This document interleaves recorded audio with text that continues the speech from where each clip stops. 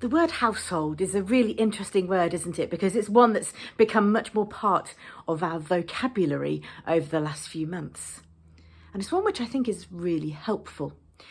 A very wise member of Christ the King, I remember saying to me once, said that he really much preferred the phrase household of faith to family when we were talking about being part of God's people in the church. And I can understand why, because the word family might have difficult connotations for some of us, whether that's because we live on our own or we don't have children, whatever it might be. It can make us think in certain ways, can't it?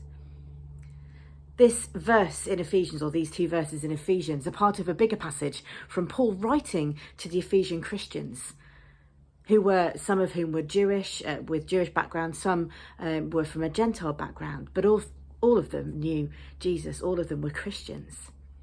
And he was reminding them that there was nothing that divided them, that they were all equally part of God's household. And that's the same for us. And isn't that the case when we think at the moment about being part of households or bubbles or whatever it might be, that there's a danger for us as Christians because we're not meeting together, that we think of ourselves as divided or separated.